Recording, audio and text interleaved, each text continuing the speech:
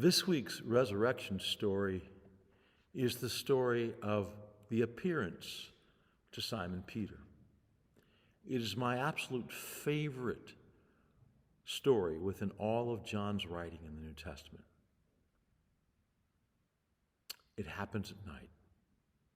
And of course, in John's writings, light and darkness play an important part in the telling of the story. Darkness always says something about what's missing. Knowledge, the presence of evil, misunderstanding. And so Peter has gone back to fishing, and they're fishing all night. And this darkness points to a deep emptiness in Peter's being. It's revealed in the fact that his nets are empty. It's revealed in the fact that Peter can't escape his failure. And a voice comes from the shore. Have you no fish?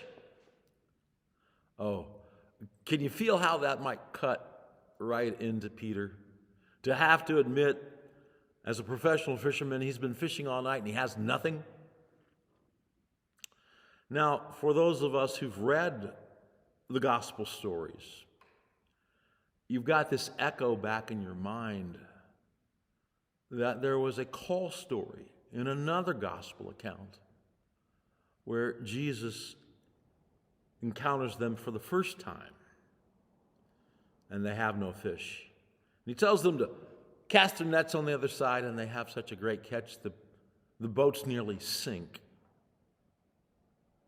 It happens again.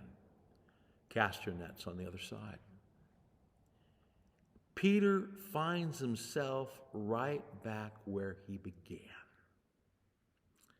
Have you ever failed so horribly that you feel like you're back to the beginning?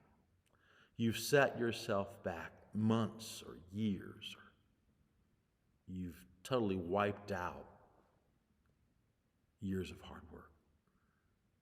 That's where Peter is. And as the nets fill up with fish, 153 to be exact, fishermen counted this time, Peter recognizes again, this is Jesus, and he puts on his clothes, he jumps in the water, leaving his brothers and friends to defend the nets. He swims to shore. There on the charcoal grill, fish and bread, which takes us back to John chapter 6 and the story of the feeding of the 5,000.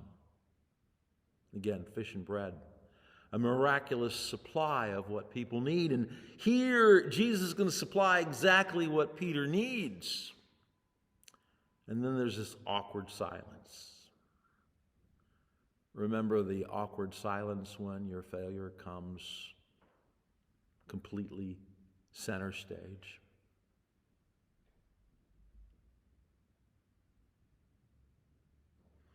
Memories come flooding in, the good, the bad, and especially the ugly. And for Peter, 3 denials that end up in a cursing.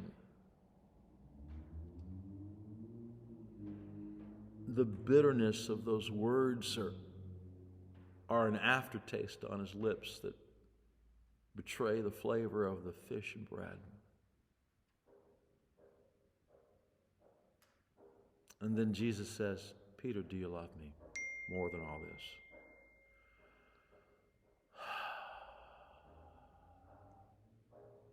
Peter can't say, I love you from recent experience, but he says, you know all things, you know I care. You know I'm your friend. Jesus takes him at his word and says, tend my sheep. The awkward silence continues. Peter, do you love me more than all this?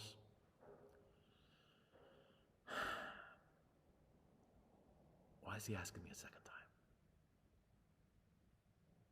You know all things. You know I'm your friend. You know I care. Feed my lambs. In the silence, Peter's going, how can I feed your lambs? How can I tend your sheep after what I've done to you? How could you possibly trust me? Can you imagine these things going through Peter's head? Have you ever beaten yourself up so much that you can't accept good news at all? And then the third time, 3 denials, 3 forgivenesses. And Jesus says, Peter, do you love me like a friend? Peter says, of course I do.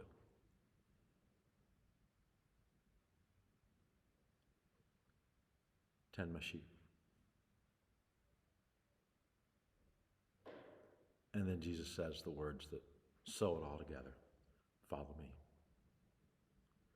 You know, Peter's name comes from rock, meaning Peter was solid, completely solid. But he'd been shaken to the core. He couldn't trust himself anymore.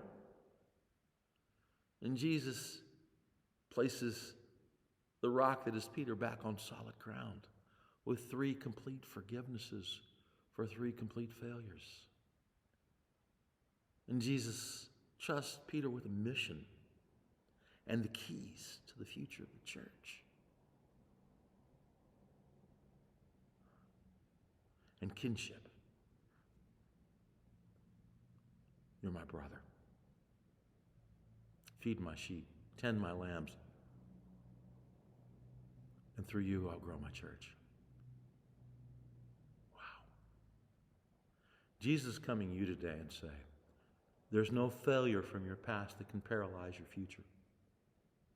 There's no reason to beat yourself up for anything in your past, because Jesus isn't beating you up either.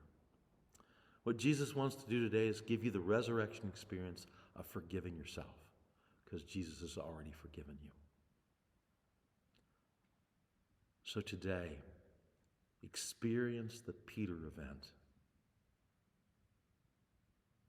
In your darkness, in your worst moment, Jesus comes to completely forgive, completely release, put you back on solid ground, and give you a mission to be part of growing his church. Jesus trusts you and gives you the keys to tending to his sheep and feeding his lambs. That's the resurrection story for this week.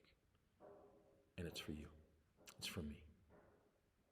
Go in peace and know that Jesus is coming to you in your darkest, lowest moment to give you resurrection light.